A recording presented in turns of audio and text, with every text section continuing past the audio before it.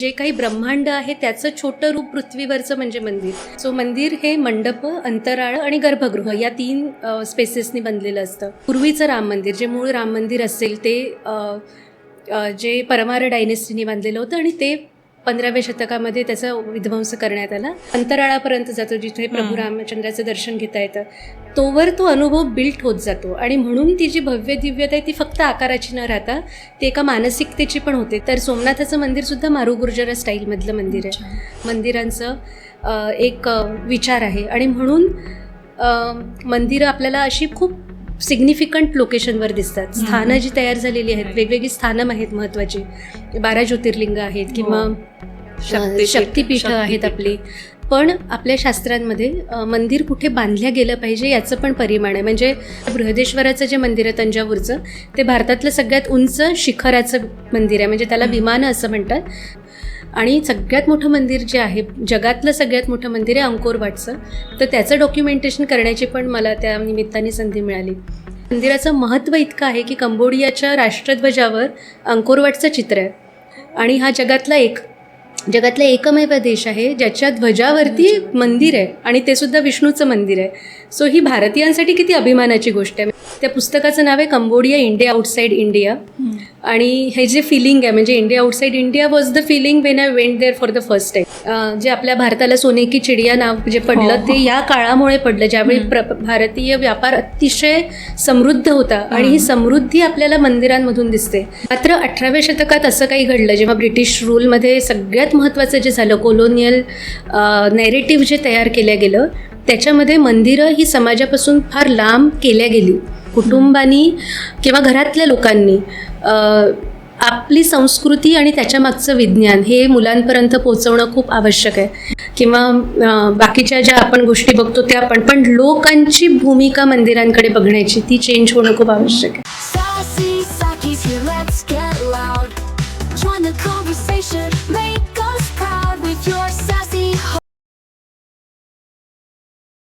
नमस्कार, सॅसी सखीमध्ये आपलं पुन्हा एकदा स्वागत आहे. 2024मध्ये अयोध्येतील राम मंदिर सर्वांसाठी खुलं झालं आणि संपूर्ण भारतभर एक ऐतिहासिक क्षण अनुभवला गेला. भारतात अनेक भव्य दिव्य मंदिरं आहेत, तर ह्या मंदिरांच्या आर्किटेक्चरमध्ये काय खास आहे याबद्दल आज आपण चर्चा करणार आहोत. भारतीय मंदिर, सस्टेनेबल आर्किटेक्चर आणि त्यांचा आगळावेगळा वारसा या फॅसिनेटिंग विषयावर आज आपण चर्चा करणार आहोत. त्यासाठी आपल्यासोबत आहेत डॉक्टर उज्ज्वला खोत पलसुले. त्यांनी भारतीय मंदिरांचा अभ्यास केला आहे आणि कंबोडियातील मंदिर आर्किटेक्चरमध्ये PhD केली आहे. Doctor Ujjwala is conservation architect historian and founder of Sanrachana. Welcome doctor Ujjwala. Ujjwala, तुमचं खूप खूप स्वागत आहे सॅसी सखीमध्ये. नमस्कार, थँक्यू. आज आपण टेम्पल आर्किटेक्चर्स या विषयावर बोलणार आहोत. 2024मध्ये अयोध्येतील राम मंदिर सर्वांसाठी ओपन झालं आणि खूप भव्य दिव्य असा त्याचा सोहळा होता आणि सगळ्यांचा असा अनुभव असतो की एक दिव्य अनुभव त्या मंदिरामध्ये गेल्यावर येतो. तर असं काय विशेष आहे त्या मंदिरच्या आर्किटेक्चरमध्ये? तुम्ही जसं म्हणालात तसं मंदिर भारताची ही संस्कृती आहे. मंदिर हे भारताच्या संस्कृतीचा आत्मा असं म्हणून ओळखलं जातं आणि जगभरामध्ये भारतीय संस्कृतीची ओळख किंवा त्याचं परिमाण म्हणजे मंदिरं असं एक सगळं चित्र दिसतं आपल्याला. त्याच्यामुळे मंदिरांची संस्कृती ही आपल्याकडे बऱ्याच वर्षापासून आहे. त्याच्यामध्ये अगदी सुरुवातीला म्हणजे इसवी सनापूर्वी पहिल्या शतकापासून तर आपल्याला अवशेष दिसायला चालू होतात आणि मग हळूहळू मंदिरं डेव्हलप होत गेली. त्याचं वेगवेगळे त्याच्याबद्दलचे आयाम डेव्हलप होत गेले, त्याच्यातल्या स्पेसेस डेव्हलप झाल्या आणि मग या सगळ्या इतिहासामध्ये जेव्हा पूर्वीचं राम मंदिर, जे मूळ राम मंदिर असेल ते जे परमार डायनेस्टीने बांधलेलं होतं आणि ते 15व्या शतकामध्ये त्याचा विध्वंस करण्यात आला. त्याच्यानंतर जेव्हा ती मूव्हमेंट झाली आणि नंतर हे जे नवीन राम मंदिराचं डिझाईन करणं चालू झालं ते झालं चालू 1989मध्ये. तर त्यावेळी जी स्टाईल मंदिराची निर्माण केली गेली होती, तर ती स्टाईल किंवा ते जे मंदिर आहे त्यातल्या ज्या वेगवेगळ्या जागा आहेत, म्हणजे मंदिरांमध्ये काही स्पेसिफिक स्पेसेस असतात. जसं गर्भगृह हा मंदिराचा गाभा आहे. नंतर एक अंतराळ नावाची जागा असते जिथे गर्भगृह हे बाहेरच्या जागेला जोडलं जातं आणि एक मंडप असतं जिथे लोक जमा होऊ शकतात. सो मंदिर हे मंडप, अंतराळ आणि गर्भगृह या 3 स्पेसेसनी बनलेलं असतं. तर कोणतंही मंदिर असते ना का त्याला ह्या जागा असतातच असतात. सो मंडप कधी मोठे, कधी छोटे, कधी बरेचसे मंडप असतात, सिरीज ऑफ मंडप असू शकतात.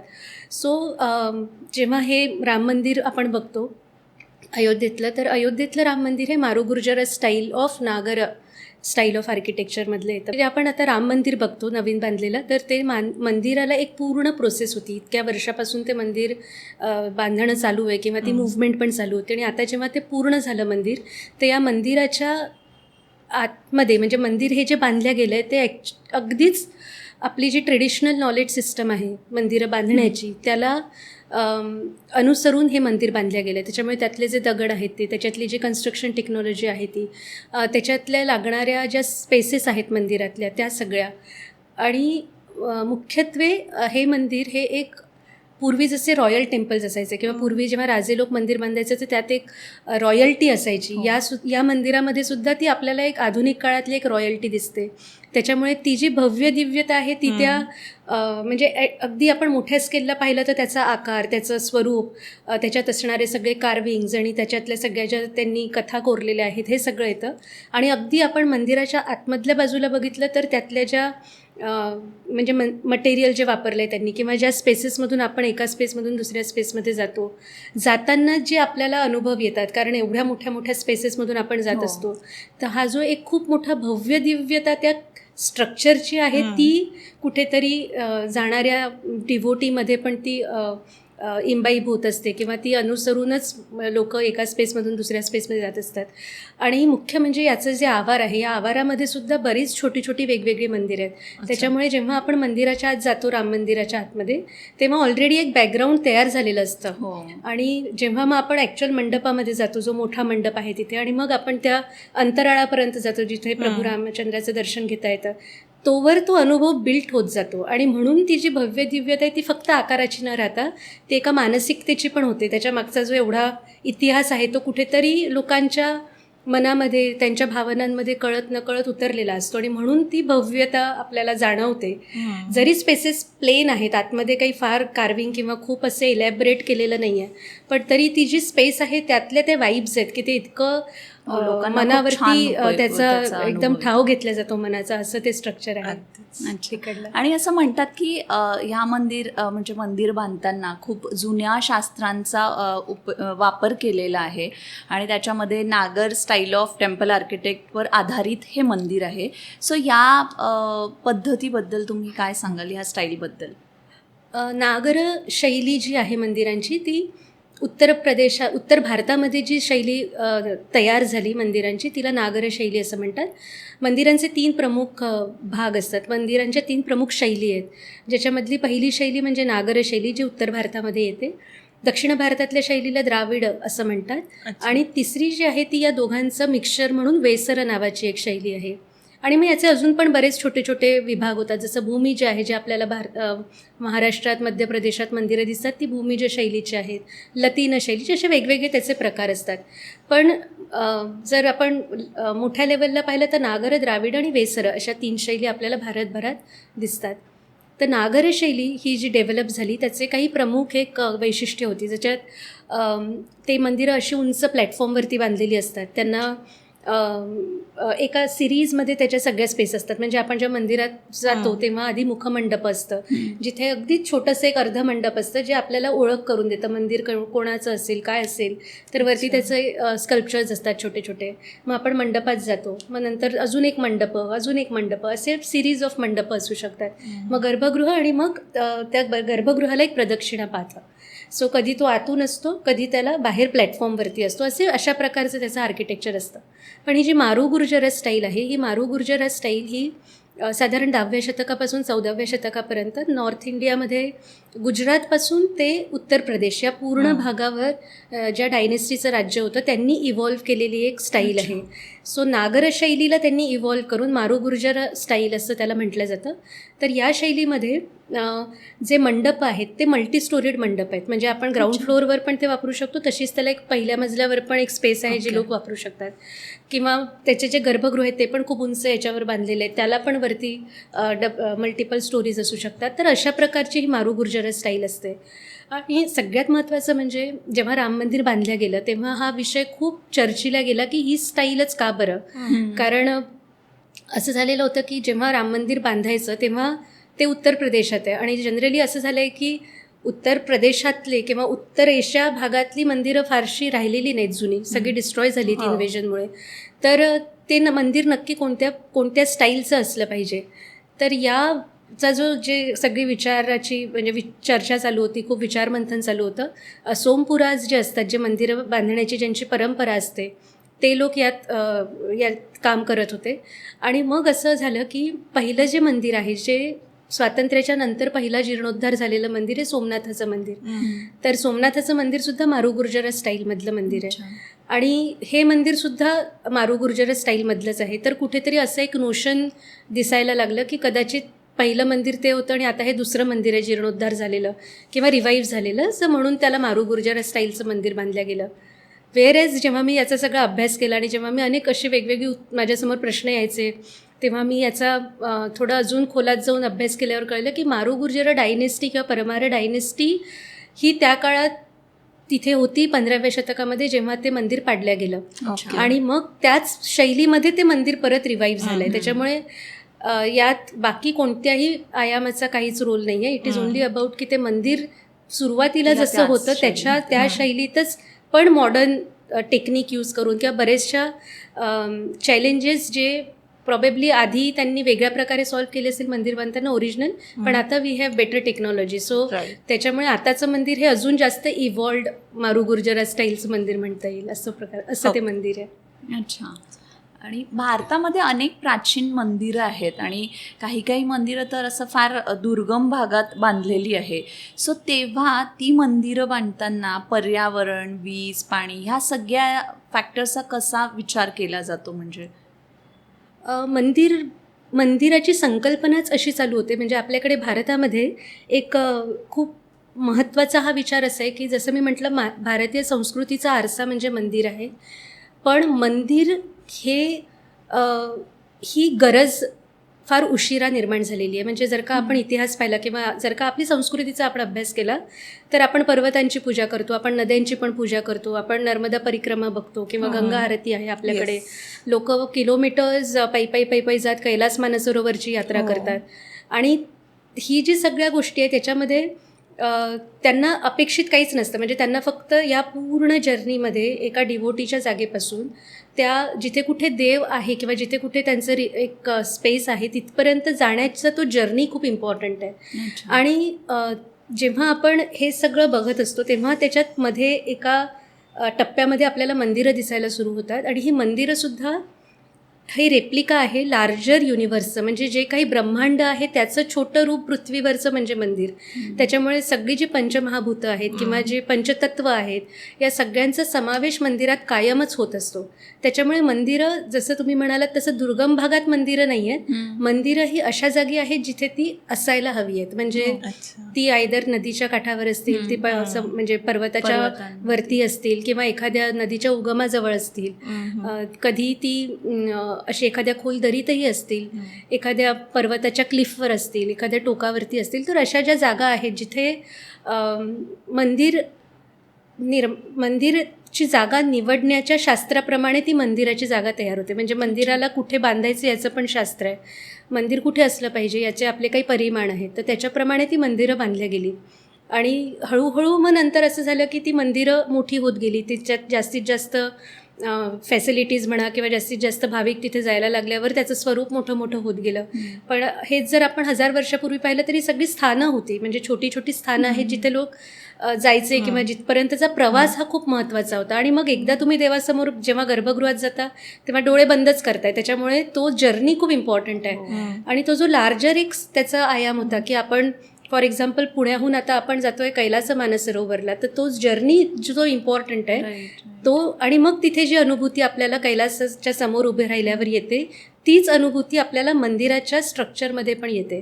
सो ते मंदिर इज अ त्याला मायक्रोकॉझम अशी टर्मिनॉलॉजी आहे की एक मोठ्या ब्रह्मांडाचं छोटं स्वरूप पृथ्वीवरचं, जे सामान्य लोकांना अप्रोचेबल असेल, जिथे सामान्य लोक जाऊ शकतील किंवा तीच अनुभूती वेगळ्या स्वरूपामध्ये त्यांना तिथे येऊ शकेल, असं मंदिरांचं एक विचार आहे. आणि म्हणून मंदिरं आपल्याला अशी खूप सिग्निफिकंट लोकेशनवर दिसतात. स्थानं जी तयार झालेली आहेत, वेगवेगळी स्थानं आहेत महत्त्वाची, 12 ज्योतिर्लिंग आहेत किंवा शक्तिपीठं आहेत आपली. ही सगळी जर का आपण त्याचे लोकेशन्स पाहिले तर ते लोकेशन्स असे पर्टिक्युलरली काही जागांमध्ये दिसतात. पर्वतावर चतुशृंगी असेल, सप्तशृंगी असतील, या सगळ्या पर्वतावरच्या देवी आहेत किंवा कैलास, आपले केदारनाथ, बद्रीनाथ, अशा या ज्या काही गोष्टी आहेत हे परिमाण सेम दिसतात आपल्याला सगळीकडे. नदीच्या काठावरची मंदिरं, पर्वतांवरची मंदिरं. आणि मग काही मंदिरं अशी दिसतात जी प्लेन जागेवर आहेत, पण मग त्यांना पर्वताचं स्वरूप दिलं, म्हणजे प्लॅटफॉर्म केला, त्याच्यावर मंदिरं बांधली, सो दॅट तो प्रवासाचा जो अनुभव आहे तो तसाच राहील, जो आपल्याला कैलास टेम्पल एलोरामध्ये दिसतो किंवा काही जी मध्य प्रदेशातली मंदिरं आहे, दक्षिण भारतातली मंदिरं आहे, यात आपल्याला वेगवेगळ्या प्रकारचे प्रवास आहेत. ते तुम्ही जिना चढून जाता किंवा तुम्ही प्राकारम मधून जाता, सो तो जो जर्नी आहे तो जास्त इम्पॉर्टंट असतो मंदिरांमध्ये. जसं आता तुम्ही बोलता बोलता म्हणालात की मंदिर हे अगदी स्पेसिफिक ठिकाणी असायला हवेत, पर्वतावर किंवा नदीच्या काठावर, तर यामागे काय शास्त्र आहे? हे जे मी म्हणाले ना की हे लोकेशन्स, म्हणजे मंदिरं कुठे बांधल्या गेली, ह्या काही हे आस्पेक्ट तर आहेतच की पर्वतावर असेल, नदीच्या काठावर असेल, नदीच्या संगमावर असेल, किंवा एखादं महत्त्वाची घटना घडलेली आहे किंवा एखादं आपले मायथॉलॉजिकल स्टोरी आहे, तिथे ते मंदिर असणार आहे. पण आपल्या शास्त्रांमध्ये मंदिर कुठे बांधल्या गेलं पाहिजे याचं पण परिमाण आहे. म्हणजे फक्त याच लोकेशन्स आहेत असं नाही, तर मंदिर कुठे बांधायचं तर तिथली माती कशी असली पाहिजे, तिथे कोणती झाडं असली पाहिजे, ज्या ऑलरेडी तिथे ती झाडं आहेत आणि ती साईट ते लोक सिलेक्ट करतात आहेत, किंवा तिथे काहीतरी एखादं रिच्युअल ऑलरेडी झालेलं आहे, काहीतरी एखादी पूजा झालेली आहे, जसं एखादा यज्ञ झालेला असेल किंवा काहीतरी एखादी चांगली गोष्ट तिथे घडलेली असणार आहे. पण जिओग्राफिकल ॲस्पेक्टसुद्धा इम्पॉर्टंट आहेत, म्हणजे ज्याला लँडस्केप असं म्हणतो आपण, की तिथलं लँडस्केप काय आहे, तिथला फ्लोरा फॉना काय दिसतोय, तिथल्या मातीचं टेक्स्चर काय आहे, तिथं पाणी किती खोलावर लागतंय. सो या सगळ्या गोष्टींचा विचार करून मंदिराच्या जागा ठरवल्या जायच्या. आणि त्याच्यानंतर त्याच्यात जसं मगाशी म्हणालो आपण की सस्टेनेबिलिटीचा विचार हा इनबिल्टच आहे. म्हणजे सस्टेनेबिलिटी हा काही वेगळा फॅक्टर नाही आहे की सस्टेनेबिलिटी आता जेव्हा आपण बघतो त्या क्रायटेरियाज असतात की 10 क्रायटेरिया मीट केले तर ते सस्टेनेबल होत आहे. पण हे आपल्या संस्कृतीमध्ये सस्टेनेबिलिटी हा मूळ गाभाच आहे सगळ्या गोष्टींचा. म्हणजे मंदिराची पण जी इकोसिस्टम आपण बघतो, मंदिराची रचना, तिथले लोक, तिथले रिच्युअल्स, तिथल्या घडणाऱ्या गोष्टी, हे सगळं एका सायकलमध्ये बसतं. त्याच्यामुळे काहीही वेस्ट किंवा काही असं घडत नाही की जे इकोसिस्टमच्या बाहेर जातं. त्याच्यामुळे ते बॅलेन्स करण्याची टेक्निक आणि ते बॅलेन्स इथूनच होतं की जी जागा सिलेक्ट करणं, ती जिथे बांधल्या जाते ते, मग त्याच्या आजूबाजूची वस्ती कशी तयार होते, तिथे गोशाला आहे, तिथे बाकीच्या गोष्टी आहेत, त्याच्यामुळे सगळं इकोसिस्टम आपोआप त्या मंदिराच्या भोवती डेव्हलप होताना दिसते आपल्याला. असं म्हणतात पूर्वीच्या मंदिरांमध्ये लोखंड आणि स्टील या धातूंचा प्रयोग नाही केला जायचा, पण हजारो वर्षापूर्वी बांधलेली मंदिरं अजूनही इंटॅक्ट आहेत, तर ती कशी काय? ही जी टेक्नॉलॉजी आहे किंवा स्टील आणि हे जे आपण आत्ता बोलतो हे फार नवीन आलेलं आहे. म्हणजे 19व्या शतकाच्या सुरुवातीला इंडस्ट्रियल रिव्होल्युशन नंतर हे मटेरियल झाले. पण जेव्हा आपण एन्शियंट कन्स्ट्रक्शन टेक्नॉलॉजी बद्दल बोलतो तेव्हा जास्तीत जास्त हे ड्राय मेसनरी, म्हणजे ज्याच्यात मॉर्टर यूज केल्या जात नाही आणि दगडावर दगड ठेवून रचना केली जाते, तर याच्यामध्ये सगळ्यात जास्त रोल जो असतो तो असतो बॅलेन्स कसं करता येते, दगडावर दगड बॅलेन्स करण्याची टेक्निक, असं अगदी सोप्या भाषेत त्याला म्हणता येईल. तर ही जी मोठी मोठी मंदिरं आहेत यातले समजा तुम्ही दगडाचे आकार बघितले किंवा दगडाची रचना बघितली, तर हे दगड हे फक्त एकावर एक ठेवून ते बॅलेन्स करत करत ते वरती जात आहे मंदिर, एका म्हणजे प्लिंथपासून ते त्याच्या शिखरापर्यंत, विमानापर्यंत. तर मंदिरामध्ये जे दगड वापरले जातात, जसं आपण आधीच्या याच्यात म्हणालो की लोकल स्टोन वापरणं, लोकल स्टोनच्या प्रॉपर्टीज त्या लोकांना माहिती आहेत की त्या स्टोनची स्ट्रेंथ काय आहे, त्या स्टोनवर कितपत कार्विंग करता येणार आहे, त्या स्टोनवर आपल्याला कसं प्रक्रिया करता येणार आहे ते त्या तिथे बसवण्यासाठी. सो या सगळ्या गोष्टींचं ज्ञान त्यांना आहे.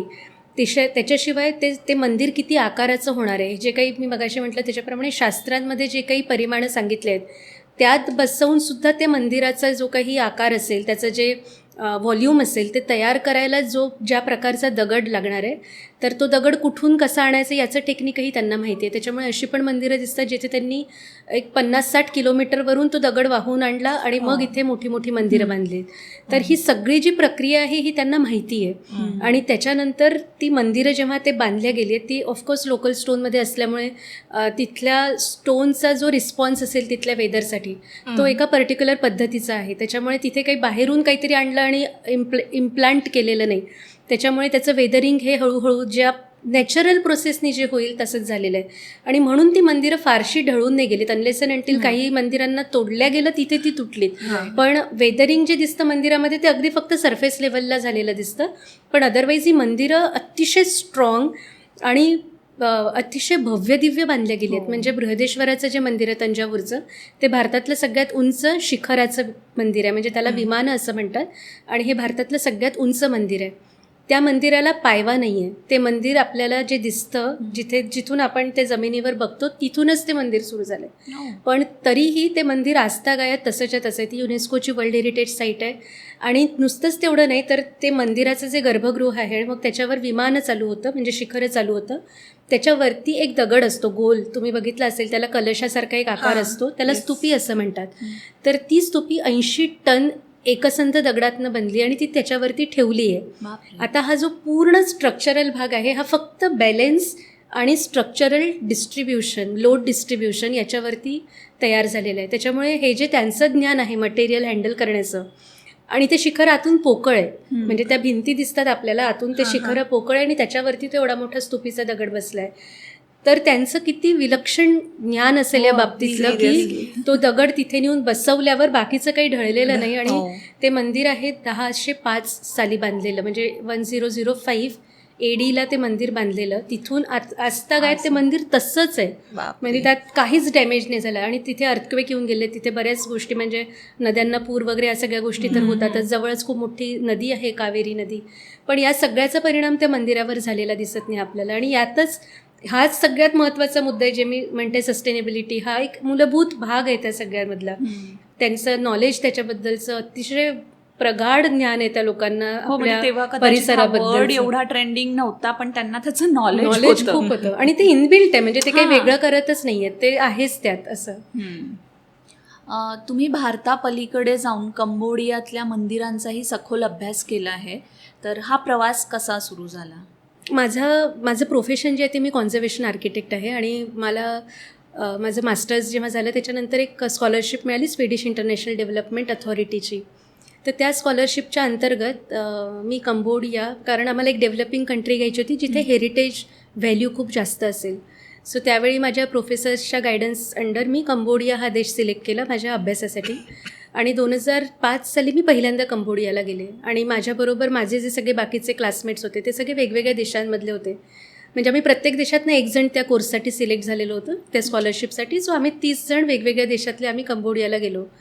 तर पहिल्यांदा जेव्हा आम्ही गेलो तेव्हा मला कंबोडियाबद्दल काही फार माहिती नव्हतं. फक्त तिथे खूप मोठं मंदिर आहे अंकोरवाट नावाचं आणि एक खूप मोठं कल्चरल टुरिझमचं सेंटर, एवढंच मला माहिती होतं.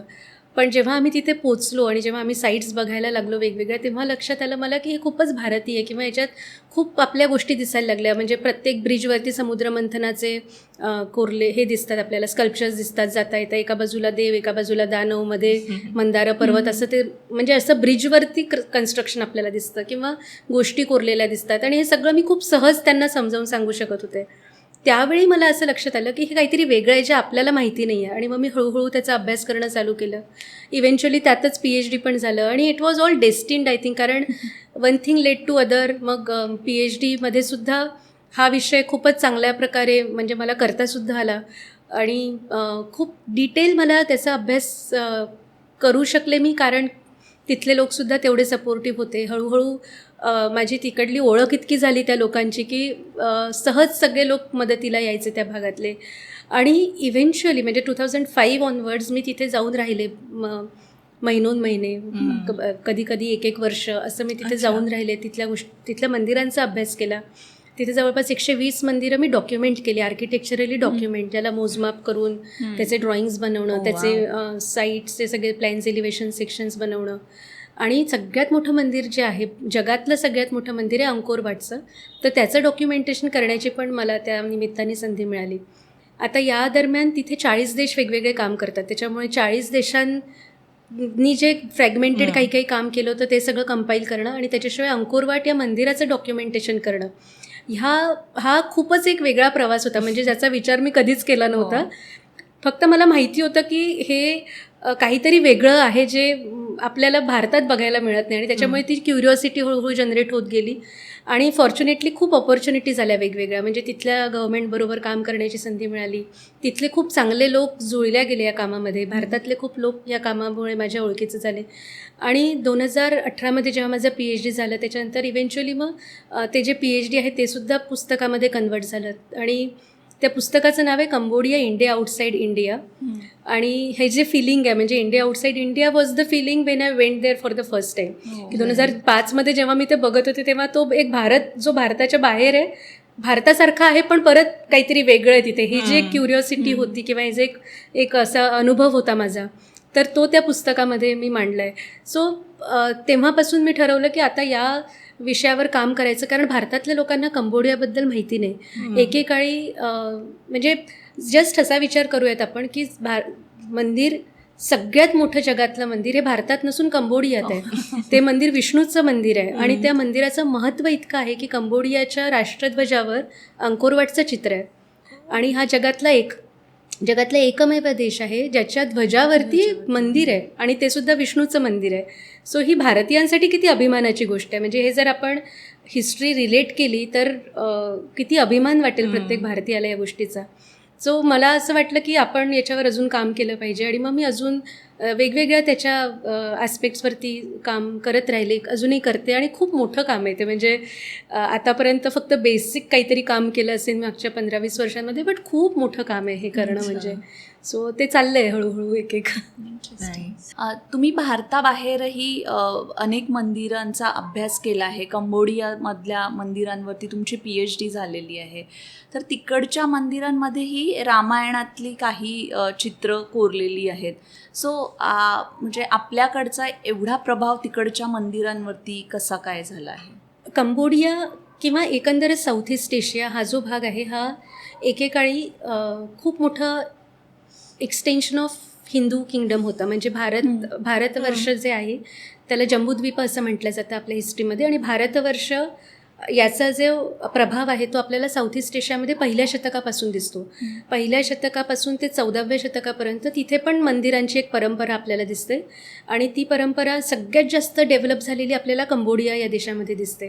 त्याच्यामुळे हा जो सगळा प्रवास आहे, म्हणजे भारतातले पहिल्या शतकातला एक कौंडिन्य नावाचा एक ब्राह्मण आहे जो कोरोमंडला कोस्टवरून कंबोडिया, म्हणजे त्यावेळी त्या जागेला फ्युनान असं म्हणायचे, तर त्या ठिकाणी तो गेला. तिथे सोमा नावाची एक राजकन्या राज्य करत होती आणि त्या दोघांचं लग्न झालं.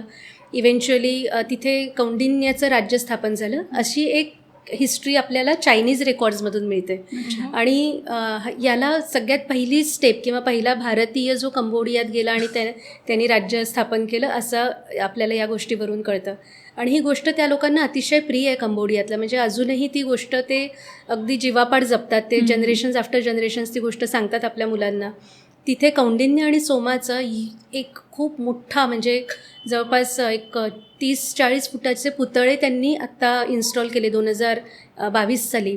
तर ही जी गोष्ट आहे की भारतीय लोक तिथे गेलेत आणि ही जातानाचं जो प्रवास आहे त्यांचा हा मुख्यत्वे ट्रेडमुळे झालेला आहे. म्हणजे भारताचा जो एक व्यापार, भारत हा एक खूप स्ट्रॅटेजिक लोकेशनवर आहे. चायना टू रोमचा जो सिल्क रूट आपण म्हणतो त्याचे बरेचसे जे ऑफशूट्स आहेत, त्याच्यामुळे भारत हा एक स्ट्रॅटेजिक लोकेशनवर आहे. आणि सिमिलरली भारत आणि चायना यांचा जो व्यापार होतो आहे त्याच्यामध्ये साऊथ ईस्ट एशिया खूप स्ट्रॅटेजिक लोकेशनवर आहे. त्याच्यामुळे जेवढा फायदा या व्यापाराचा भारताला झाला तेवढाच फायदा साऊथ ईस्ट एशियाला पण झाला.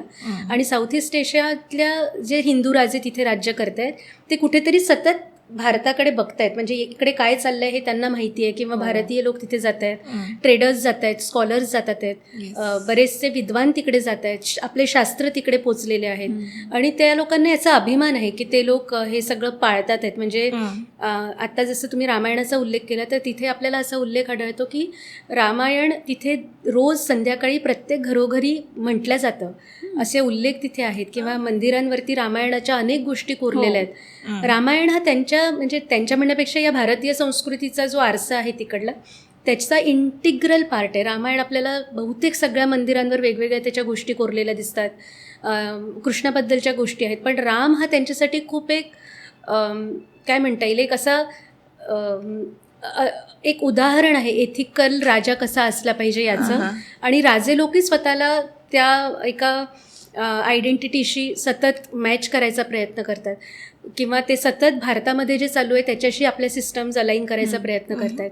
एक राजा तिथला कौंडिन्य, जो दुसरा 5व्या शतकात एक राजा झाला कौंडिन्य दुसरा, त्यांनी असं लिहून ठेवलं आहे की माझे सगळे जे नियम आहेत, म्हणजे माझे जे लॉ अँड ऑर्डरचे सगळे जे नियम आहेत ते सगळे मी भारताशी परत एकदा अलाईन करतोय, सो दॅट माझ्याकडे पण तीच सिस्टम राबवल्या गेली पाहिजे. तर अशा प्रकारे त्यांना ते वेगळे नाही आहेत. म्हणजे आपण हिस्ट्री जर का बघितली तर एक लार्जर कल्चरल रिजन जो आपल्याला दिसतो, जिथे हिंदू धर्म किंवा सनातन धर्माचं एक पाळला जातो आहे, किंवा तिथे सनातन धर्माचे प्रभाव आहेत, त्यातला साऊथ ईस्ट एशिया खूपच मोठा भाग आहे. आणि कंबोडिया हे in a way is a leader of Sanatan Dharma in the South East Asian region. आणि म्हणून रामायण, महाभारत, वेगवेगळ्या आपल्या एपिक्समधल्या गोष्टी, म्हणजे बाणासूर कृष्णाची गोष्ट असेल किंवा समुद्रमंथन, हे अतिशय प्रिय आहे त्या लोकांना. आणि ह्यात सगळा जो प्रवास आहे, म्हणजे हे जे कल्चरल ॲसिम्युलेशन आहे, हे 1ल्या शतकापासून 14व्या शतकापर्यंत आपल्याला दिसतं. आणि हे खूप मोठ्या प्रमाणात आहे. म्हणजे जेवढं जे आपल्या भारताला सोने की चिडिया नाव जे पडलं ते या काळामुळे पडलं, ज्यावेळी भारतीय व्यापार अतिशय समृद्ध होता. आणि ही समृद्धी आपल्याला मंदिरांमधून दिसते. म्हणजे आपण जर का 9व्या शतकापासूनची मंदिरं पाहिली तर जशी मोठी मोठी मंदिरं आपल्याकडे दिसतात, तशीच कंबोडिया, साऊथ ईस्ट एशियामध्ये पण 9व्या शतकानंतर मोठी मोठी मंदिरं दिसतात. आणि ही सगळी मंदिरं अगदी भारतीय आहेत. म्हणजे त्याच्यात आपल्याला सगळ्या गोष्टी भारतीयत्वानी अशा ओतप्रोत भरलेल्या दिसतात. त्याच्यामुळे रामायण हे जसं आपलं एक म्हणजे महत्त्वाचं महाकाव्य आहे, ते त्यांच्यासाठी सुद्धा तेवढंच महत्त्वाचं आहे. आणि त्याच्यामुळे त्याचे बऱ्याचशा गोष्टी सगळ्या मंदिरांवर आपल्याला दिसतातच दिसतात. तुमच्या मते अधिक कठीण काय आहे, 1000 वर्षांची मंदिरं टिकवणं किंवा 5000 वर्षांपूर्वीची मानसिकता आधुनिक पिढीमध्ये रुजवणं?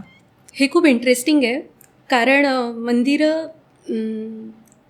मंदिरांकडे बघण्याचा दृष्टिकोन आपला काय आहे याच्यावर हे पूर्णपणे निर्भर करतं. मंदिराची जी परंपरा आहे भारतातली, ती एक अविरतपणे चालू आहे मागचे 2000 वर्ष मिनिमम. म्हणजे जे आपल्याला स्ट्रक्चरल टेम्पल्स आपण ज्याला म्हणतो, जी मंदिरं उभी राहिली त्याची परंपरा. आणि ती परंपरा रुजलेली होती भारतामध्ये. म्हणजे मंदिरं ही फक्त मंदिरं नव्हती की आपण ज्याला प्लेसेस ऑफ वर्शिप असं म्हणतो, अशी ती नाही आहेत. तर ते एक इन्स्टिट्यूशन इन इटसेल्फ आहे. त्याच्यामध्ये शाळा तिथे होत आहे, तिथूनच ॲग्रिकल्चर मॅनेज केलं जातं आहे, राजा तिथे बसतो आहे, सगळे राजाचा जो व्यवहार होतो आहे किंवा डेली ॲक्टिव्हिटीज आहेत, तर राजाचा दरबार जो म्हणू शकतो आपण, तो मंदिरातनं तयार होतो आहे, मंदिरात होतो आहे. त्याच्यामुळे आपल्या संस्कृतीमध्ये आपल्याला राजाचे पॅलेसेस माहिती नाही, चोला राजा कुठे राहायचा आपल्याला माहिती नाही, किंवा पांड्या, पल्लवाज हे लोक कुठे राहायचे माहिती नाहीत, पण त्यांनी बांधलेली मंदिरं आपल्याला नक्की माहिती आहेत. त्याच्यामुळे मंदिरं हा आपल्या पूर्ण संस्कृतीचा, म्हणजे पूर्ण जे सामाजिक जीवन आहे, जे ॲडमिनिस्ट्रेटिव्ह लाईफ आहे त्यावेळेचं जे कल्चर आहे, जसं भरतनाट्यम हे तंजावूरच्या मंदिरातनं इव्हॉल्व झालेलं आहे, ते तिथे कोरलेलं आहे, स्टोरीज कोरलेल्या आहेत. तर हे सगळं जे दिसतं आहे, हे सगळं मंदिर म्हणजे एक विद्यापीठ होतं, किंवा मंदिर एक अशी जागा होती जिथे प्रत्येकाला दिवसातून कधी ना कधी जावंच लागणार आहे, इररिस्पेक्टिव्ह ऑफ कास्ट, इररिस्पेक्टिव्ह ऑफ त्याचं स्टेटस, पण त्याचं असोसिएशन त्या मंदिराशी आहे. आणि ही परंपरा ही आपल्याला 18व्या शतकापर्यंत आपल्या भारतात आहे असं दिसतं. मात्र त्याच्यानंतरच्या काळामध्ये, म्हणजे हा आता एक खूप क्रुशियल पिरियड आहे, कारण समजा आपण असं पाहिलं की 8व्या-9व्या शतकापासून आपल्यावर आक्रमणं चालू झाली आहेत आणि 18व्या शतकामध्ये ब्रिटिश रूल सुरू होतो आहे. पण त्याही काळामध्ये, आक्रमणांच्या काळामध्ये सुद्धा मंदिरं त्यांचं अस्तित्व टिकवून आहेत. त्यांचं असोसिएशन जे आहे लोकांशी, किंवा लोकांचं जे असोसिएशन आहे मंदिराशी, ते तरीही टिकून आहे. मात्र 18व्या शतकात असं काही घडलं, जेव्हा ब्रिटिश रूलमध्ये सगळ्यात महत्त्वाचं जे झालं, कोलोनियल नॅरेटिव्ह जे तयार केलं गेलं, त्याच्यामध्ये मंदिरं ही समाजापासून फार लांब केल्या गेली. डिस्कनेक्ट जो झाला मोठा तयार हा कोलोनियल रूलमध्ये डेलिबरेटली केला गेला आणि मग तो इव्हेंच्युअली आपल्यामध्ये पण तो रुजला. त्याच्यामुळे आता मंदिरांकडे बघण्याचा दृष्टिकोन म्हणजे फक्त प्रार्थनास्थळ असं एक त्याचं स्वरूप झालेलं आहे. त्याच्यामुळे याचे 2 भाग आहेत. म्हणजे पहिला तर जर का स्ट्रक्चर रिवाईव्ह करायचं आहे, 1000 वर्ष जुनं स्ट्रक्चर रिवाईव्ह करायचं आहे, तर त्या टेक्निक्स आपल्याकडे आहेत. आपण त्याला रिस्टोर करू शकतो, कॉन्झर्व्ह करू शकतो, आपण त्याला रिवाईव्ह करू शकतो.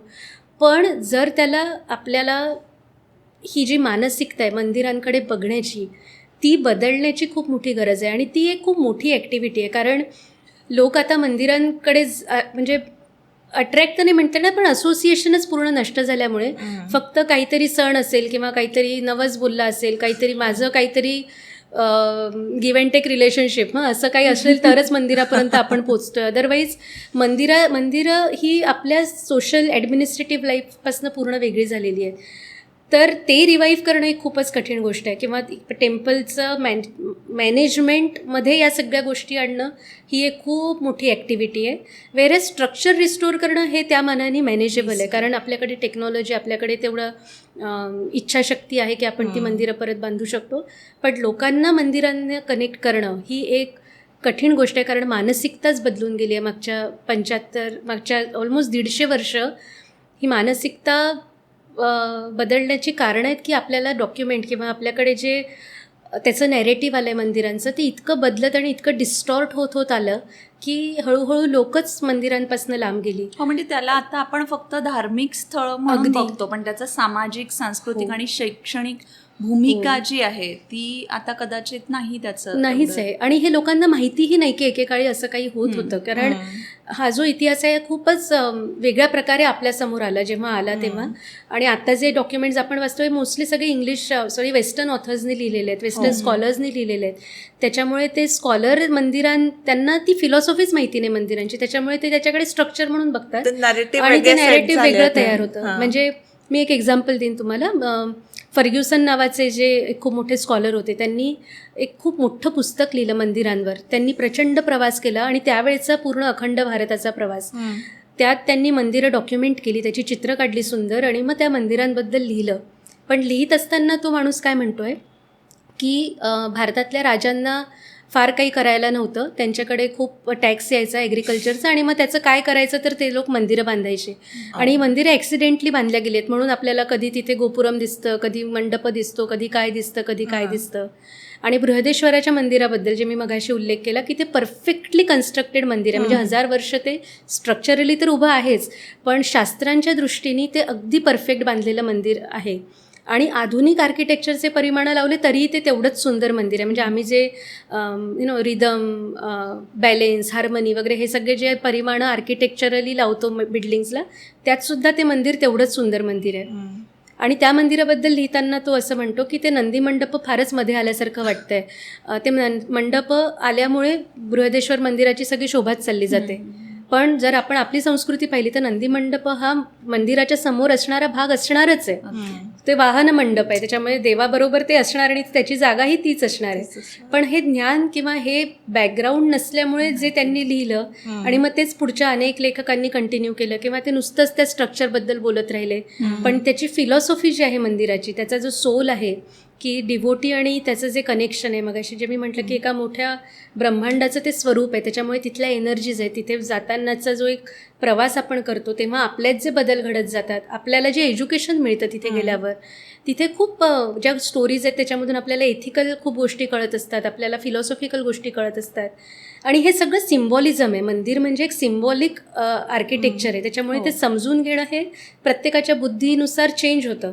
पण ते तिथे आहे हे सुद्धा आता लोकांपर्यंत पोचू शकत नाही आहे. आणि म्हणून ते रिवाईव्ह करणं हे खूप डिफिकल्ट गोष्ट आहे की हे सगळं त्यांना कळणं किंवा हे सगळं कुठेतरी थोड्याफार अंशाने का होईना लोकांपर्यंत पोचणं हे कठीण काम आहे, रादर दॅन स्ट्रक्चर कॉन्झर्व्ह करणं. Structure is a dead entity, I feel की ते कोणी पण कधीही कॉन्झर्व्ह करू शकेल. पण त्याचा आत्मा जो आहे मंदिराचा तो लोक आहेत, लोक त्याच्याशी असोसिएटेड होणार हे जास्त इम्पॉर्टंट आहे आणि ते घडणं कठीण आहे. भले तिथे सामाजिक आयाम म्हणजे कदाचित ॲडमिनिस्ट्रेटिव्ह आयाम आणता येणार नाही, पण सामाजिक गोष्टी घडतात, अजूनही मंदिरांमध्ये घडतात किंवा बाकीच्या ज्या आपण गोष्टी बघतो त्या पण लोकांची भूमिका मंदिरांकडे बघण्याची ती चेंज होणं खूप आवश्यक आहे. जसं तुम्ही आता म्हणाला की ती जी मानसिकता आहे ती परत रिवाईव्ह करणं थोडं डिफिकल्ट आहे. आजकालची पिढी ही अगदी टेम्पल कल्चरपासनं जरा दूर चालली आहे.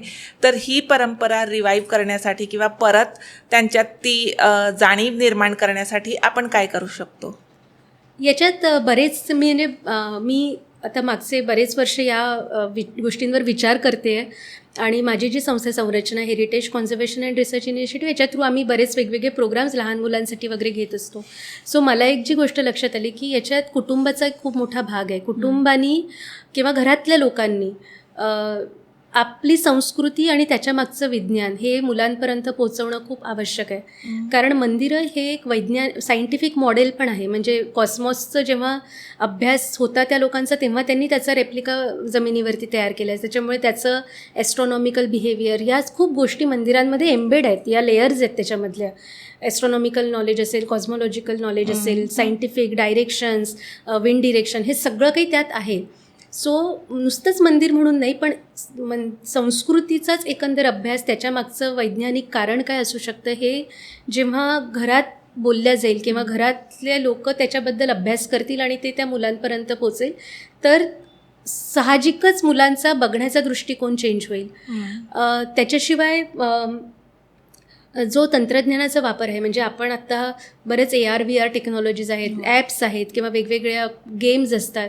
सो अशा गोष्टीसुद्धा जनरेट होऊ शकतात जेणेकरून मुलं म्हणजे लोक जर मंदिरापर्यंत पोचत नाहीत तर मंदिर काही अंशी लोकांपर्यंत पोचू शकलं पाहिजे आणि मग तो इंटरेस्ट जनरेट झाला की मग प्रत्यक्ष काय आहे तिथे ते बघण्याची थोडंसं कुतूहल असेल आणि लोक व्हेरी इंटरेस्टिंग AR VR. हो, आणि हे असे प्रयोग होतात आहेत भारतामध्ये. म्हणजे डिजिटल इमेजरी तयार होते किंवा त्याच्याशी रिलेटेड काही काही गोष्टी तयार होतात आहेत. सो हे सगळं ऑथेंटिकली करेक्ट असणं म्हणजे मंदिरात कसं आहे किंवा त्याचे अनुभव लोकांना घेता येऊ शकतील या दृष्टीने बरंचसं करता येऊ शकतं.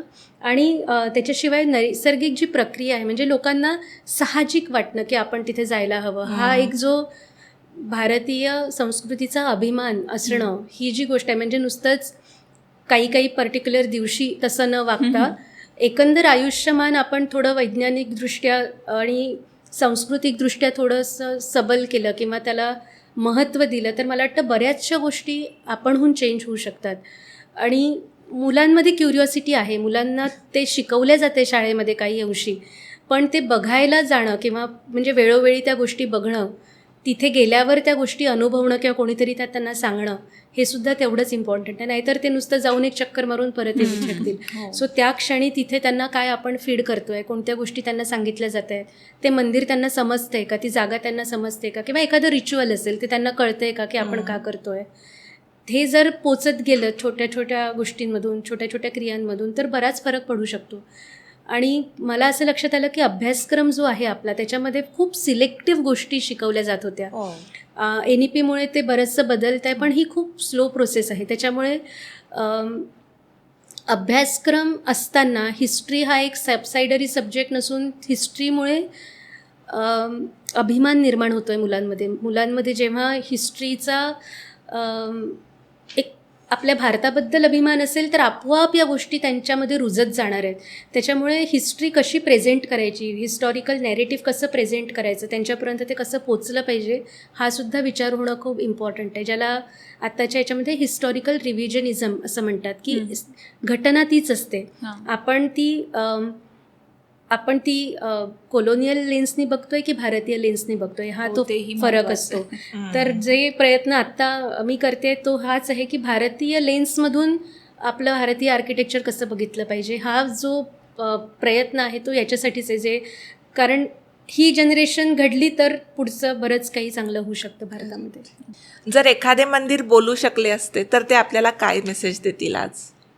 मला असं वाटतं की समजा एखादं मंदिर खरंच बोलू शकलं आपल्याशी आणि जर का त्याला काही शेअर करावं असं वाटत असेल आपल्याबरोबर तर मी सूर्य टेम्पल कोणार्कचं उदाहरण घेईन. ते मंदिर अगदी समुद्राच्या काठावर आहे. ते बांधल्या गेलं आहे सूर्यासाठी. रथ आहे तो एक सूर्याचा रथ म्हणून ते मंदिर बांधले, म्हणजे वाहन सूर्याचं रथ आणि त्यात बसलेला सूर्यदेवता अशी ती एक संकल्पना केलेली अतिशय वेगळ्या प्रकारचं मंदिर 11व्या शतकात बांधलं गेलं आहे. आणि ते अगदी समुद्राच्या किनाऱ्यावर होतं पूर्वी आणि मग ते हळूहळू किनारा लांब गेला ऑफकोर्स त्याच्यापासून. पण जेव्हा हे मंदिर बांधलं होतं त्यावेळी ते एक खूप वेगळ्या प्रकारचं मंदिर होतं. म्हणजे त्यात कन्स्ट्रक्शन खूप छान होतं. त्यांनी जे बांधलं होतं, सूर्याची प्रतिमा जी होती ती तरंगती प्रतिमा होती असं म्हणतात, की त्याच्यात मॅग्नेट्स जे बीम होते त्याचे ते असे मॅग्नेटिक फोर्सेसनी तयार केलेले होते की जेणेकरून ती प्रतिमा तरंगेल. आणि ते मंदिर हे लांबून दिसायचं समुद्रापासून, त्याच्यामुळे लोक त्याला ब्लॅक पगोडा असं म्हणायचं. म्हणजे आपल्या अनेक ट्रॅव्हलर्सनी पण त्याचं, येणाऱ्या लोकांनी त्याला ब्लॅक पगोडा असं म्हटलंय. व्हाईट पगोडा म्हणजे जगन्नाथपुरीचं मंदिर आणि ब्लॅक पगोडा म्हणजे कोणार्कचं टेम्पल. तर हे जे सूर्याचं मंदिर आहे कोणार्कचं, हे मंदिरांनी अनेक चढउतार बघितलेले असणार आहेत. म्हणजे जेव्हा ते बांधल्या गेलं तेव्हा जर ते जसं बांधलं जात होतं किंवा जे ते मंदिर होतं ते जगातलं सगळ्यात उंच मंदिर असणार आहे त्या काळातलं, इतकं ते भव्य मंदिर होतं. आता त्याचं गर्भगृह पडलंय, फक्त त्याचा जो समोर एक मंडप होता तो राहिला. तोही इतका मोठा मंडप आहे की त्याच्या भव्यतेची कल्पना येते. ते बघितल्यावर सगळं त्याचं असं अवाढव्य स्वरूप आहे त्याचं, पण अतिशय प्रपोर्शनेटली एलिगंट क्लासी असं ते मंदिर आहे. त्याला दोन्ही बाजूला चाकं आहेत रथाची, म्हणजे 12 चाकं आहेत दोन्ही बाजूला. तर असं वाटतं की तोच, आणि समोर अरुण आहे त्याचा जो रथाचा ड्रायव्हर, आणि मग त्याचे 7 घोडे. सो हा पूर्ण जो मोठा रथ आहे, या रथातनं सूर्य स्वतः प्रवास करतो आहे आणि असं ते मंदिर. त्याच्यामुळे ते मंदिरांनी सगळा व्यापार जो होतो आहे भारतामध्ये तो सगळं बघितलं आहे. ते सगळ्यात श्रीमंत मंदिर आहे एकेकाळचं. आणि त्या काळात जो इतका मोठा काय म्हणता येईल आवागमन होत होतं व्यापाऱ्यांचं, लोकांचं, विद्वान लोकांचं. आणि हे सगळं त्या कलिंगा डायनेस्टी म्हणजे भुवनेश्वर या भागामधून ते मंदिर ते सगळं बघताय, ते एक्सपिरियन्स करताय. तर ते खूप वेगळ्या प्रकारचे त्याचे अनुभव असणार आहेत त्या मंदिराचे. कारण ते एक रॉयल टेम्पल आहे, तो स्वतः एक रॉयल डीटी आहे. तो त्या रथात बसला आणि तो सगळं जग इन अ वे सगळं जग त्या सूर्याच्या भरोशावर चाललं आहे आणि तो ते सगळं बघतोय. त्याच्यामुळे खूप वेगळ्या प्रकारचे त्याचे मेसेजेस असू शकतात असं मला वाटतं. आणि परत बघितलं गेलं तर आता ते अतिशय खंडित असं मंदिर आहे. म्हणजे त्याचं गर्भगृह पडल्यामुळे पण त्याच्या मूर्ती अतिशय सुंदर आहेत. त्याच्या चारी बाजूला ज्या सूर्याच्या मूर्ती होत्या त्या प्रत्येक प्रहराचा एक्सप्लेन करणाऱ्या मूर्ती होत्या. म्हणजे चेहऱ्याचे हावभाव त्याचे तसे आहेत. सकाळचा सूर्य म्हणजे सौम्य, मध्यान्हीचा एकदम तीव्र उन्हाचा तर त्याचा चेहरा तसा थोडासा तीव्र चेहरा आहे. संध्याकाळचा सगळं पाहून सगळं ठीकठाक आहे, आता तो चाललाय असं. सो हे खूप इंटरेस्टिंग असं मला वाटतं की त्याचं मत असू शकेल आत्ताच्या बाबतीत, आत्ताच्या घडामोडींमध्ये. किंवा इन अ वे मला असं वाटतं की ते सारखं असं सांगतं की ही जी ग्लोरी होती पूर्वीची भारताची, जी मंदिरांमधून दिसते. म्हणजे टेम्पल्स, भारतातली मंदिरं हे सगळ्यात जुनं आपलं हेरिटेज आहे जे आपल्याला अजूनही बघायला मिळतं आहे. तर हे टिकणं हे आहे निदान जसं टिकलं आहे तसं तरी कंटिन्यू होणं. मला सारखं कोणार्ककडे पाहून असं वाटतं की ते मंदिर आपल्याला बोलवतं आहे आणि ते सांगतं आहे की जे त्याची तरी नीट काळजी घ्या, जेवढं आहे ते खूप आहे आपल्याकडे. आणि ते चेरिश करणं, त्याच्याबद्दल आपल्याला आत्मीयता असणं खूप आवश्यक आहे. ते कोणार्क मंदिराला याच्यासाठी तोडलं म्हणतात ना, लाईक यू सेड ती प्रतिमा तरंगित होती आणि मग ते magnet would attract all the ships आणि त्याच्यामुळे ॲक्च्युली त्याच्या 2 कथा आहेत त्याच्या. की एक तर असं एक पोर्तुगीज ट्रॅव्हलर होता, त्यांनी 15व्या शतकात ते लक्षात आलं की ते त्या मॅग्नेटमुळे सगळी जहाजांचे डायरेक्शन्स, त्याचं कंपास काम करणं बंद करतं त्या समुद्रामध्ये. सो त्यांनी ते मॅग्नेट काढून घ्यायचा प्रयत्न केला. आणि दुसरं म्हणजे ॲक्च्युली ती स्टोरी कितपत खरी आहे माहिती नाही, बिकॉज 18th सेंचुरीमध्ये जेव्हा काय म्हणता येईल रिसर्चच झाला त्या मंदिरावर. जे नागपूरचे रघुजीराजे भोसले त्यांची सेना तिथे होती आणि ते मंदिर पूर्ण रेतीखाली दबलेलं होतं, वाळूखाली. तर त्यांना थोडेसे अवशेष दिसले, त्यांनी ते स्वच्छ केलं मंदिर. त्यावेळी पण तिथे तरंगती मूर्ती होती असं म्हणतात. पण नंतर इंग्रजांनी इन्व्हेस्टिगेट करायला ते मॅग्नेट्स काढले आणि मग त्यांना ते परत लावता आले नाहीत. आणि मग तिथे ते मंदिर ढासळायला सुरुवात झाली आणि मग नंतर हळूहळू ते मंदिर पडलं. पण 1870-80 पर्यंत त्याचं मेन जे गर्भगृह आहे ते पण अवशेष दिसत होते. नंतर ते पण ढासळले त्याचे. तुम्ही अनेक मंदिरांचा अभ्यास केला आहे भारताबाहेर. तुमच्या मनाला भावलेलं, सगळ्यात जास्ती भावलेलं मंदिर कुठलं आहे आणि का? ऑफकोर्स म्हणजे तो थोडा बायस आहे, कारण मी त्या मंदिरांवर काम करते खूप वर्ष झाले आणि मी ती सिलेक्ट केली होती after a lot of research. म्हणजे मी भारतातली द्रविड देश म्हणजे दक्षिण भारतातली जवळपास एक 200-300 मंदिरं मी डॉक्युमेंट केली आणि मग कंबोडिया, साऊथ ईस्ट एशियामधली जवळपास 150 मंदिरं डॉक्युमेंट केली. आणि मी एक्सटेन्सिव्हली फिरले, म्हणजे भारतभरात नॉर्थ, साऊथ, ईस्ट, वेस्ट असा पालथा घातला आहे मी 2-3दा मंदिरांसाठी.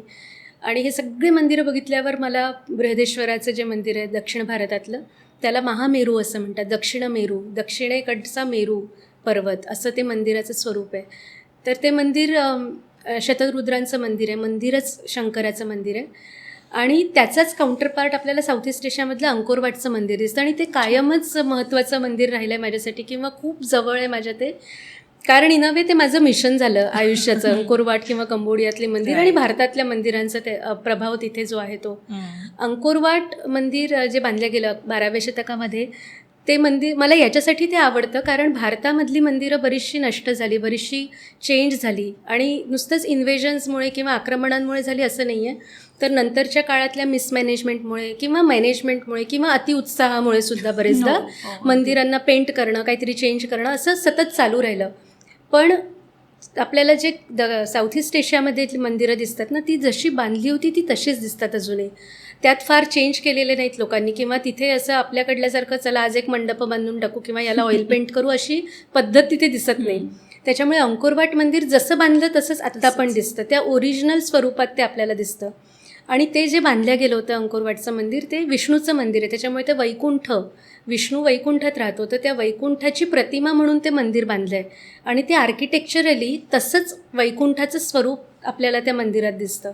आर्किटेक्चरली म्हणजे त्याच्यात जे त्यांनी स्थापत्य जे त्यांनी केलं आहे तयार, ते असं केलं आहे की जेव्हा ते पूर्ण मंदिर आपण बघत जातो तेव्हा आपण वैकुंठात जातो आहे.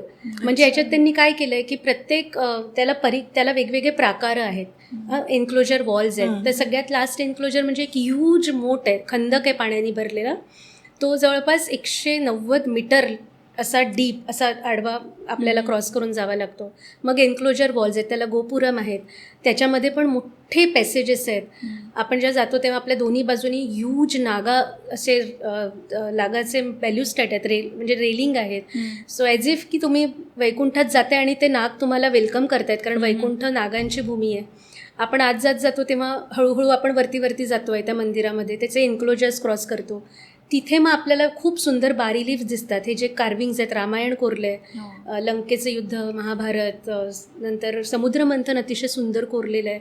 स्वर्ग नरकाचं पॅनल कोरलेलं आहे, जे सांगतं की स्वर्गात गेलं तर आपल्याला काय काय प्रिव्हिलेजेस मिळतात किंवा नरकात गेलं तर कोणत्या शिक्षा होतात. ऍक्च्युली व्हिएतनाम मधल्या टेम्पल्स मध्ये तिथे पण आहे स्वर्ग आणि हो. नरकाचं हे. आणि इथे तर इतकं सुंदर कोरलंय ते की म्हणजे कोणाही बघणाऱ्याला आपणहून भीती वाटेल की आपण काही वाईट करायला नको कोणाचं ना. तर हे जे ऑटोमॅटिक एज्युकेशन होत आहे लोकांचं, हे सगळे परिक्रमा करत करत मग आपण जेव्हा आतमध्ये पोचतो गर्भगृहामध्ये, तिथे विष्णू आपल्याला दिसतो. तो विष्णू, त्याला 8 भुजा आहेत त्या विष्णूला, आणि तो सेंट्रली अतिशय शांत मुद्रा असलेला विष्णू आहे. आणि त्या विष्णूचा चेहरा म्हणजे ज्या राजाने ते मंदिर बांधलं आहे तो त्याचा चेहरा आहे. आणि हा त्यांचा, आपल्याकडे जो देवराजा कॉन्सेप्ट आहे की राजा हा देवाच्या बिहाफवरती राज्य करतोय, तसा त्यांच्याकडे पण देवराजा हा कॉन्सेप्ट आहे. तर जेव्हा लोक त्या देवाकडे बघतायत आतमध्ये विष्णूकडे, तेव्हा त्यांना राजा दिसतोय की राजा म्हणजेच देव आहे. आणि जेव्हा तो राजा बाहेर निघत असेल लोकांमध्ये मिक्स होण्यासाठी, तेव्हा त्यांना तो विष्णूचा अवतार म्हणून दिसतोय. सो ही कल्पना करणं, किंवा जेव्हा ते सगळे जे मी प्राकार म्हटलं, हे पाण्याने भरण्याची सोय आहे, त्याच्यामुळे जेव्हा तिथे पाणी भरल्या जात असेल तेव्हा ते आपण एन्क्लोजर जे क्रॉस करतो ते त्या वैकुंठातले जे एक एक समुद्र क्रॉस करत करत आपण आत जातोय, असं ते तयार केलेलं आहे. आणि मेजरमेंटच्या दृष्टीने ते परफेक्ट मंदिर आहे. म्हणजे मी जेव्हा त्या मंदिराचा आयाम, जो पूर्ण एरिया आहे तो 1.5 किलोमीटर बाय 1.8 किलोमीटर एवढं मोठं त्याचं परिघ आहे त्या मंदिराला. त्याच्यामुळे ते मंदिर इतकं मोठं आहे, इतकं मोठं मंदिर आहे ते, आणि अतिशय परफेक्ट कन्स्ट्रक्टेड आहे. म्हणजे हा जो मी तुम्हाला मेजरमेंट सांगितलं त्याच्यात 1 mm पण इकडे तिकडे नाही. अगदी हाईट पण त्यांनी बरोबर कॅल्क्युलेट करून त्यांना जेवढी हाईट पाहिजे तेवढी, हे सगळं शास्त्रांमध्ये त्याच्याप्रमाणे बांधलेलं आहे. आणि कळत नकळत आपण एज्युकेट होत जातो आहे त्या मंदिराच्या आत जाताना. म्हणजे भलेही मला काही माहिती नसेल विष्णूबद्दल, मला त्याच्या फिलॉसॉफी माहिती नाही, तो कोण आहे काय आहे मला माहिती नाही, पण जे डिस्टन्सेस मी क्रॉस करते त्याच्यातनं आपोआप ती गोष्ट इव्हॉल्व्ह होत जाते. As a natural element human as a part of this whole natural process आपण ती इम्बाईब करत जातो आणि ते अनुभवता येतं अंकोरवाटच्या मंदिरामध्ये अजूनही. त्याच्यामुळे मला अंकोरवाट फार जवळचं वाटतं काही आणि मला असं वाटतं प्रत्येक भारतीयांनी ते पाहिलं पाहिजे, कारण भारतीय लोकांनी एकेकाळी काय उभं केलं एवढं मोठं साम्राज्य तिथे आणि काय एवढं सुंदर मंदिर बांधलं आहे. अप्रतिम मंदिर आहे आणि त्याचे जे शिखर आहेत ते कमळाच्या कळीचे शिखर आहेत, असं कमळाच्या कळ्यांसारखे ते दिसतात. आणि त्याचं सगळ्यात महत्त्वाचं एक आस्पेक्ट मला जो जाणवतो, जे आपण मगाशी सस्टेनेबिलिटी वगैरे सगळं बोललो, दिशांचं ज्ञान. तर हे मंदिर असं बांधलं आहे की ते मंदिर म्हणजे मेरूचा कॉन्सेप्ट आहे. मंदिर हा मेरू म्हटला जातो की मेरू पर्वत जो आहे त्याचा रेप्लिका म्हणजे मंदिर. तर मेरू हा मेरुदंड आहे. मेरुदंड म्हणजे अचलित असतो, तो स्टेबल आहे तसाच्या तसा, त्याच्याभोवती सगळं विश्व फिरतं आहे, असा कॉन्सेप्ट आहे मेरूचा. तर ते त्यांनी या मंदिरात कसं इम्प्लिमेंट केलं आहे. ते मंदिर आपल्याला दिसतं, तो मेरू आहे वगैरे वगैरे सगळं ठीक आहे, सगळी मंदिरं मेरूच्याच कॉन्सेप्टवरती आहेत. अंकोरवाटमध्ये ते मंदिर असं बांधलं आहे की त्याचं इक्विनॉक्सच्या दिवशी सूर्योदय हा एक्झॅक्टली सेंट्रल शिखरावरून होतो. त्याला 4 शिखर आहेत, म्हणजे जर का आपण असं पाहिलं तर मध्ये मोठा शिखर आणि त्याच्या बाजूला 4 शिखरं छोटी. तर जेव्हा एलिव्हेशनमध्ये बघतो तर 3 शिखरं दिसतात, एक मोठं आणि 2 छोटी. तर जेव्हा इक्विनॉक्सचा दिवस असतो त्या दिवशी एक्झॅक्ट सेंट्रल ॲक्सेसमधून सूर्योदय होताना दिसतो आणि मग आपल्याला ते उत्तरायण अनुभवता येतं. तो सूर्य असा हळूहळू राईट साईडला जाताना दिसतो आणि मग उजवेकडल्या शिखरावरून सूर्योदय होतं. दक्षिणायनामध्ये हळूहळू इकडे आणि डावीकडल्या शिखरावरून सूर्योदय होताना दिसतो. याचा अर्थ काय आहे की मंदिर तसंच आहे. ते ज्या राजांनी बांधलं ते असं बांधलं की तिथे आता अख्खं जग त्याच्या भोवती फिरतं आहे. राजे आले गेले, वेगवेगळ्या गोष्टी घडत गेल्या, समाज बदलला, पण मंदिराची जागा स्थिर आहे हे दाखवण्याची त्याची पद्धत म्हणजे अंकोरवाट मंदिर. आणि हे जे सगळं हे शक्य तेव्हा जेव्हा त्याला या सगळ्या गोष्टीचं नॉलेज आहे, हे त्याला सगळं माहिती आहे की हे सगळे चंद्र तारे कसे फिरतायत, काय होत आहे ते मंदिर. म्हणून म्हटलं त्याची स्केल इतकी मोठी आहे आणि तरीही ते मंदिर इतकं परफेक्ट बांधलं आहे की इतके वर्षानुवर्ष कधीही थोडं इकडे तिकडे सूर्योदय नाही झाला आहे, तो तिथेच होतो, तो तसाच होतो. आणि ते मंदिर एक मेरुदंडासारखं आहे. जगाचा मेरुदंड म्हणजे अंकोरवाट असं त्यांनी म्हटलंय. आणि मग सगळ्या गोष्टी त्याच्या अवतीभोवती फिरतात आहेत, ते सगळं युनिवर्स त्या मेरुदंडाच्या अवतीभोवती फिरत आहे. ही जी कल्पना मंदिरामध्ये आहे ती इतकी सुंदर त्या राजाने केली आहे. त्या राजाचं नाव आहे सूर्यवर्मन. अतिशय सुंदर त्यांनी कल्पना केली आहे त्या मंदिराची आणि ते अजूनही अनुभवता येतं. म्हणजे म्हणून म्हटलं शास्त्र गेले असतील किंवा शास्त्र माहिती नाहीत आपल्याला, पण जे हे अनुभव दिसतात मंदिरांमध्ये ते ॲब्झॉर्ब करणं, ते ऑब्झर्व करण्याची तरी ताकद आपल्यामध्ये असायला हवी आणि इच्छा असायला हवी, हे जाऊन बघून ॲप्रिशिएट करण्याची. सो ॲक्च्युली क्युरिओसिटी झाली आहे की खरंच ते मंदिर बघायला पाहिजे असं. तर आजच्या आपल्या सस्टेनेबल टेम्पल आर्किटेक्चरच्या या चर्चेमध्ये प्राचीन मंदिरे कशा प्रकारे मार्गदर्शन करू शकतात? हे परत म्हणजे we have to go across all the regions of India. Sustainability हा जो कॉन्सेप्ट आहे ह्याचा मूळ मुद्दा काय असतो की locally available material without having any wastage of energy, any energy. त्याच्यामुळे मंदिरं जी काही रिजनली बांधल्या गेली ते रिजन वाईज त्यांचे प्रकार चेंज होतात. म्हणून आपल्याला नागरस शैली दिसते, द्राविड शैली दिसते, द्राविडामध्ये वेगवेगळी दिसतात, केरळची मंदिरं वेगळी आहेत, तमिळनाडूची वेगळी आहेत, आंध्रची वेगळी आहेत. तर ही सगळी मंदिरं ज्या ज्या रिजनमध्ये बांधल्या गेली, ज्या ज्या मटेरियलनी म्हणजे आता तुम्ही जर का केरळची मंदिरं पाहिली तर ते वुडन मंदिरं स्लोपिंग रूफची असतात. कोकणातली मंदिरं वुडन असतात, त्याला एक वेगळ्या प्रकारचं रूफ असतं, त्याच्या आतमध्ये खूप चांगल्या प्रकारे कागदाची एक डेकोरेशनची रचना असते. हे सगळ्या काही गोष्टी या सस्टेनेबलच आहेत. या लोक जमा होतात तिथे, ते लोकल मटेरियल वापरतात, तसंच त्याचा जीर्णोद्धार होत जातो. किंवा आपण जर का नॉर्थ ईस्टमधली मंदिरं पाहिली तीसुद्धा त्याचं एक वेगळी शैली आहे. ती तिथल्या क्लायमेटला, तिथल्या ऋतुमानाला धरून बांधलेली मंदिरं आहेत. मध्य प्रदेशातली जी खजुराहोतली मंदिरं आहेत तिथल्यासुद्धा तिथे विंडोज आहेत मंदिरांना.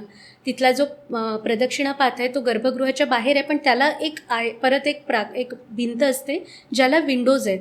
हे तिथल्या वातावरणाला जे आवश्यक आहे त्याच्याप्रमाणे बांधलेली मंदिर आहे. त्याच्यामुळे मंदिराच्या आत गेलं की गार वाटतं. मंदिरात एक मायक्रो क्लायमेट वेगळं तयार होतं प्रत्येक रिजननुसार. तुम्ही दक्षिणेतल्या मंदिरात गेलात तर एक वेगळं वातावरण तयार होतं. दगड जो आहे तिथला त्याचं फिलिंग वेगळं असतं. सो हे सगळं काही सस्टेनेबिलिटीचाच भाग आहे. आणि त्याच्यामुळे मंदिरं are the best example to understand sustainability. कारण एनर्जी कशा यूज करायच्या वेगवेगळ्या प्रकारच्या मंदिरांमध्ये आपले पंचतत्व तर आहेतच, पण आपले स्वतःचे जे पंचेंद्रिय आहेत ते सुद्धा तिथे इव्होक होतात आपण गेलो की. सर जर त्याच्यात एवढं मायक्रो मॅनेज केलेल्या आहेत गोष्टी, तर याचा अर्थ खूप लेयर्स आपल्याला अजूनही माहिती नाही आहेत. म्हणजे सस्टेनेबिलिटीच्या आपण पॅरामीटर परत वेस्टर्न आस्पेक्टनी बघतो की मटेरियल किती लांबून आणलं, कुठून काय आणलं, किंवा हे 10 टिकमार्क झाले तर ते सस्टेनेबल झालं. पण लाँग टर्म जेव्हा आपण बघतो की मंदिरातला जसा प्रसाद आपण मंदिराला दिला, एखाद्या देवाला भोग दिला, तर भोग देण्याची एक जागा आहे. भोग दिल्यावर जेव्हा ते तिथलं सगळं वेस्ट आहे ते गोशालेत जात आहे किंवा अजून कोणत्या तरी त्यांच्या एखाद्या ॲनिमल हाऊसमध्ये जात आहे, तिथून ते रिसायकल होत आहे, तिथून ते परत पुढे त्याचं जे काही हे असेल म्हणजे शेण असेल, दूध असेल, हे सगळं परत देवासाठी वापरलं जात आहे. ही जी पूर्ण एक मोठी प्रोसेस आहे, याच्यामध्ये लक्षात येतं की वेस्ट तर काहीच होत नाही आहे. आणि without using any artificial means ते मंदिर तेवढंच आपल्याला समाधान देत आहे मंदिराच्या आतमध्ये. म्हणजे खूप गरम झालं आहे किंवा अतिशय गार वाटते मंदिरात, असं होत नाही generally. If you go in the गर्भगृह अतिशय शांत आणि सौम्य जागा आहे. मंडप थोडीशी कम्फर्टेबल आहे कारण तिथे गर्दी आहे जास्त. गर्भगृहात एका वेळी एकच माणूस जाणार आहे, ती जागा छोटी आहे. तर हे सगळ्या गोष्टींमध्ये सस्टेनेबिलिटीचा भाग आहे. त्याच्यामुळे सस्टेनेबिलिटी हा वेगळा म्हणजे वरून टाकण्याची गोष्ट नाही आहे कशामध्ये, ती इनबिल्टच असावी लागते, जी मंदिरांमधून खूपच मोठी शिकण्यासारखी गोष्ट आहे. थँक्यू सो मच उज्ज्वला, तुम्ही इथे आलात आणि सस्टेनेबल टेम्पल आर्किटेक्चरबद्दल इतकी इंटरेस्टिंग माहिती दिली. Thank you so much. Thanks for giving me this opportunity. मंदिरं ही फक्त धार्मिक स्थळं नाहीत, तर ती आपल्याला आपली कला, आपला इतिहास, आपली संस्कृती आणि आपला वारसा सांगतात. हा वारसा जपणं ही आपली जबाबदारी आहे. आजचा एपिसोड तुम्हाला आवडला असेल तर आम्हाला नक्की कळवा आणि शेअरही करा. आणि हो, सासी सखीला सबस्क्राईब करायला विसरू नका. पुढील भागात पुन्हा भेटूया. Until next time, keep shining.